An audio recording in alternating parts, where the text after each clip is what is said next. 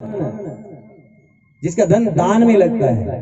देखो भैया, आप लोग विदेश की यात्रा करें तो यहाँ की करेंसी को आप जेब भर के ले जाओ, विदेश में कोई काम नहीं आएगी।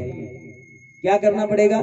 वहां के बैंक में जमा करवा दो, वहां की करेंसी निकलवाओ तो पैसा काम आ जाता है। ऐसे ही ये विदेश की यात्रा तो हम करें नहीं करें हमारी मर्जी है, लेकिन एक यात्रा ऐसी है जो सबको करनी पड़ेगी, वो है प्रालौकिक यात्रा। सबको करनी पड़ेगी और उसमें भी यहाँ का धन काम नहीं आएगा। क्या करना पड़ेगा? वहां का बैंक बना हुआ है, जमा करवाओ, वहां यहां जमा करवाओगे वहां मिल जाएगा। जिसका यहाँ पे जमा है उसको मिल जाएगा, और जिसका यहाँ जमा नहीं है उसको यमदूतों के डंडे मिलेंगे। तो जो स्वामणी कर रहे हैं ना, ये खाली नहीं जाएगी, वहां मिलेगी आपको। या गौ माता के लिए दे रहे हो, वहां गौ माता तुम्हें देंगी, तुम्हारे परिवार को सुखी रखेंगी। बोलो राधे राधे। तो जिसका धन दान में लगता है वो सुदामा है। और सुदामा जी कैसे हैं? दरिद्रो यस्य पापियान। सुदामा जी कहते हैं, वैसे तो सुदामा जी निर्धन नहीं है, सुदामा निर्धन नहीं है। हो सकता है संसारिक धन का सुदामा के पास अभाव हो, लेकिन वो धन सुदामा के पास है जो बड़े बड़े योगियों के पास नहीं होता। कैसा है सुदामा? एक ही धोती है, 3 जगह से फटी हुई, और पत्नी की एक ही साड़ी है। कई बारी तो रात को सोते सोते फटी हुई साड़ी को सुदामा जी खुली ही सीलते हैं, लेकिन पत्नी भी कैसी है? सुशीला नाम है। कभी सुदामा से शिकायत नहीं करी। धर्म पत्नी है। पत्नियां 3 प्रकार से होती हैं। एक धर्म पत्नी होती है, एक पत्नी होती है, एक होती है मैडम। धर्म पत्नी कौन होती है? जो धर्म पूर्वक पति धर्म का पालन करे। मैंने पतिव्रता धर्म के बारे में आपको परसों बताया था कथा में। कौन होती है पतिव्रता? जो धर्म पूर्वक पति धर्म का प्रेम से पालन करे, पति के हर आज्ञा का पालन करे, पति के चरण धोए, पति के चरण दबावे, और पति बाहर से आए तो अभिनंदन करे, उनका स्वागत करे, और पति को गरम गरम रोटी बना के खिलावे, पति के कपड़े भी प्रेस कर दे। प्रेम से करे, जो भी करे प्रेम पूर्वक करे, वो धर्म पत्नी होती है। एक होती है पत्नी। पत्नी होती है कि करना तो पड़ेगा, उन्होंने जाना है, करना पड़ेगा, रात को लेट आएंगे, रोटी बनानी पड़ेगी, करना पड़ेगा। वो पत्नी है, करना ही पड़ेगा। और तीसरी होती है मैडम। वो करती कुछ नहीं, वो करवाती है। राधे राधे। पतिदेव आए तो टीवी देख रही थी, पति बोले पानी लेके, वो लोग बोले मैं तो अभी मेरा धारावाहिक चल रहा है, एक लोटा तुम ले आओ, मेरे लिए भी ले आना। मैडम, आजकल मैडमों की संख्या ज्यादा है। धर्म पत्नियां इधर नहीं, उधर की बात है। यहाँ तो ठीक है। शेरगढ़ में माताओं प्रणाम करता हूँ, आपके पति और धर्म को प्रणाम करता हूँ, आपके ठीक है, उधर की बात करता हूँ। राधे राधे बोल दो, नाराज मत हो, राधे राधे बोलो, बोलो ना। सुशीला ने कभी भी शिकायत नहीं करी। और सुदामा जी का स्वभाव कैसा है देखो, यहां तो कोई छोटा मोटा नेता अपना मित्र हो ना, तो सबसे बाहर वाली बैठक में उसी की फोटो लगाएंगे, लोगों को पता चले ये हमारे मिलने वाले हैं। और ये छोटा मोटा नेता नहीं, द्वारकाधीश श्री कृष्ण सुदामा के मित्र हैं, और कभी अपनी पत्नी से भी चर्चा नहीं करी। पत्नी ने भी बाहर से सुना तो बोली, स्वामी द्वारकाधीश भगवान आपके मित्र हैं क्या? सुदामा बोले, देवी मित्र क्या है, मेरा लंगोटिया यार है। अच्छा, तो ऐसे मित्र को मिलकर, ऐसे मित्र को पाकर उनसे मिलने की इच्छा नहीं होती? सुदामा बोली, देवी मिलने की इच्छा तो बहुत होती है, परंतु एक नियम है देवी, मित्र के घर, गुरु के घर, बेटी के घर और भगवान की कथा में कभी खाली हाथ नहीं जाना चाहिए। लेकिन मैं क्या लेके जाऊं, मेरे पास तो कुछ नहीं है। और ये फटी धोती पहन करके जाऊंगा तो मुझे शर्म इस बात की नहीं है कि मेरे फटे हुए कपड़े हैं, मुझे शर्म इस बात की है कि भगवान को ये पता चल जाएगा इसके पास पहनने को वस्त्र भी नहीं है। पत्नी बोली कोई बात नहीं, मैं इंतजाम करती हूँ। वो 3 घर से 3 मुट्ठी चावल मांग के लाई। 3 घर से क्यों लाई? एक घर से ले आती क्योंकि वो जानती है कि मेरे पति से जब भगवान पूछेंगे सुदामा कैसे हो, तो मेरे पति कहेंगे मेरे से सुखी संसार में दूसरा कोई नहीं है। कैसे पता चले द्वारकाधीश भगवान को कि मेरे घर में खाने को चावल भी नहीं है? वो 3 घर से मांग कर लाई ताकि भगवान को पता चले 3 तरह का चावल है।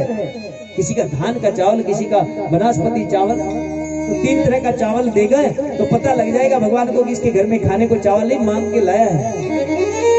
और जिस पोटली में बांध करके दिया वो भी फटे हुई पोटली में, ताकि ये भी पता चल जाए कि इसके घर में पहनने को वस्त्र नहीं है। चले सुदामा देवी, खूब भगवान को भोग लगाना और मैं जल्दी वापस आने की कोशिश करूंगा। और चलते चलते सुदामा रास्ता नहीं जानता, भटक गया, जंगल में भटक गया, थक करके एक जगह सो गया। प्रभु तुम्हें इच्छा हो तो बुला लेना, नहीं तो मैं तो सो रहा हूं।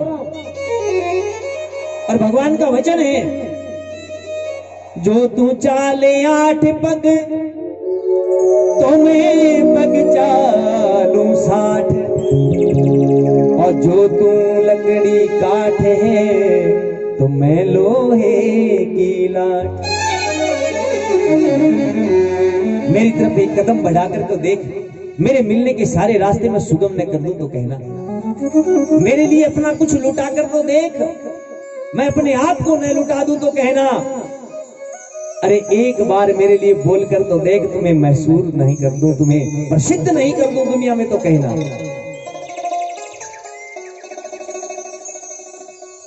गरुड़ जी को कहा भगवान ने, मेरा मित्र मुझसे मिलने आ रहा है गरुड़, और उसको पता नहीं चलना चाहिए, उसको ले आओ, मेरी द्वारका के दरवाजे पर ले आओ।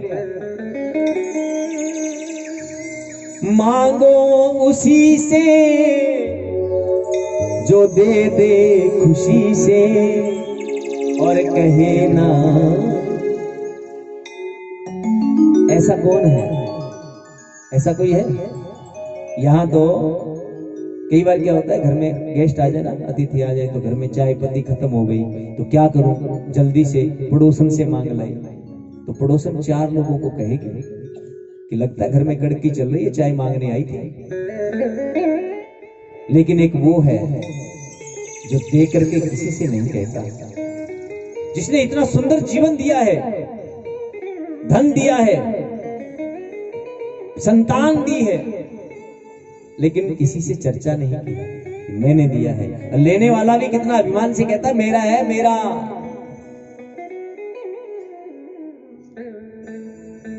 मैं नहीं, मेरा नहीं, ये तन किसी का है दिया, मैं मेरा ये कहने वाला मन किसी का है दिया। देने वाले ने दिया वो भी दिया किस मान से, अरे कहने वाला लेने वाला मेरा है, ये कह उठा अभिमान से। लेने वाला कहता है मेरा ही है, मैंने कमाया है, मेहनत से कमाया है मैंने, ये कहता है। अरे उसकी कृपा नहीं होती तो तेरी मेहनत क्या करती, तेरे हाथ भी नहीं हिलते उसकी कृपा के बिना, तेरी जुबान भी नहीं हिलती। अगर जरा सा यहाँ से फ्यूज ढीला कर दे भगवान, क्या हो गया, क्या अधरंग हो गया भैया, ना हाथ हिले ना मुंह हिले, कर पाओगे कुछ? सब उसकी कृपा से होता है, सब व्यवस्था वो बनाता है। सुदामा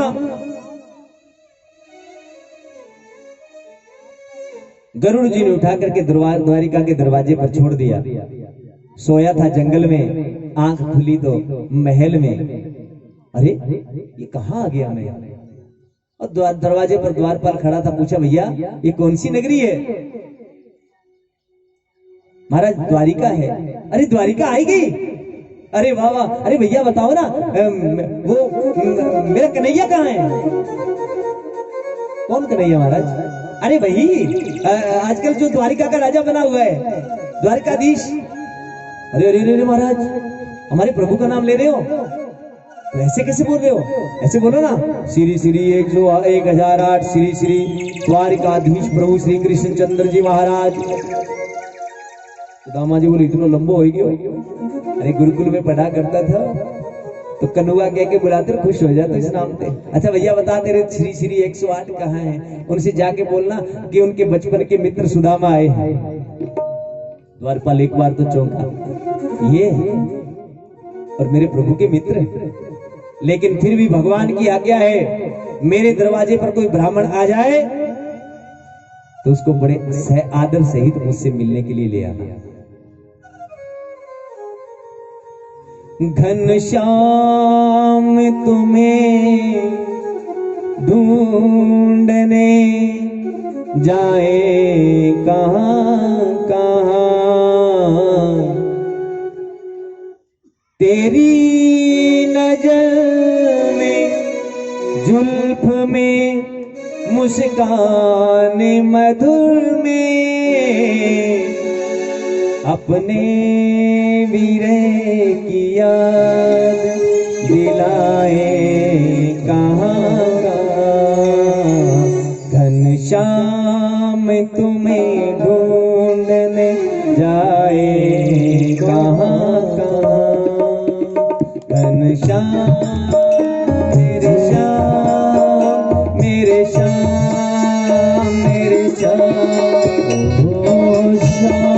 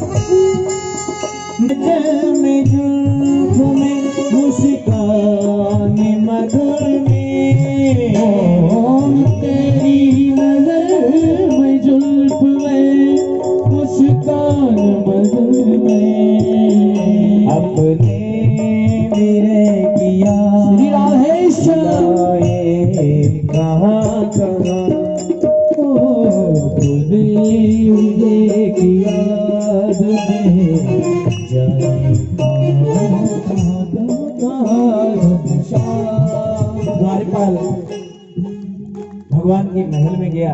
अच्छा पंडित जी आप रुकिए, मैं पूछ के आता। और आज द्वारिकाधीश भगवान अपने महल में पंखा दे रही थी, हवा दे रही थी, और द्वारपाल ने आकर के महाराज की जय हो, प्रभु इतने वर्ष हो गए आपके राजमहल में, बहुत आपसे मिलने वाले आए, लेकिन आज जो दूत आपसे मिलने आए ना, ऐसा मैंने पहले नहीं देखा। कौन आया है? महाराज एक बूढ़ा ब्राह्मण है और फटे पुराने वस्त्र में पहने हुए हैं, और कुछ नाम बताया आपने, सुदामा नाम बताया, और जैसे ही सुदामा का नाम सुना, धोती फटी सिलटी दुपटी और द्वार खड़ो एक गरीब ब्राह्मण, मिलन चाहत है हरि से बतावत आपन सुनो नाम सुदामा। सुदामा नाम सुना, भगवान खड़े हो गए, पीताम्बर पीछे गिर गया। मेरा मित्र आया है, मेरा सुदामा आया है, मेरा मित्र आया है, दौड़ पड़े दरवाजे। जय श्री राधेश्याम। मेरा सुदामा आया है, मेरा मित्र आया है। सुदामा दरवाजे पर पहुंचे। सुदामा भी इंतजार करते करते थक गया। सुदामा ने सोचा पता नहीं प्रभु कब आएंगे। जंडवाला वालों, किसने कहा जाने के लिए? बैठ जाओ, नहीं जाना? हाँ कोई बात नहीं, बैठ जाओ। राधे राधे।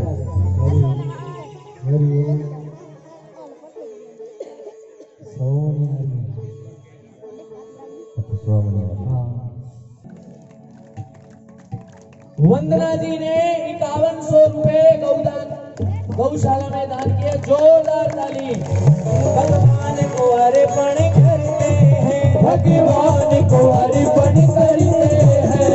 दिया दान हरि चरणों में, वो गंगा में गोते लगाते हैं। दिया दान गुरु चरणों में, वो गंगा में गोते लगाते हैं। बोलो राम जी महाराज।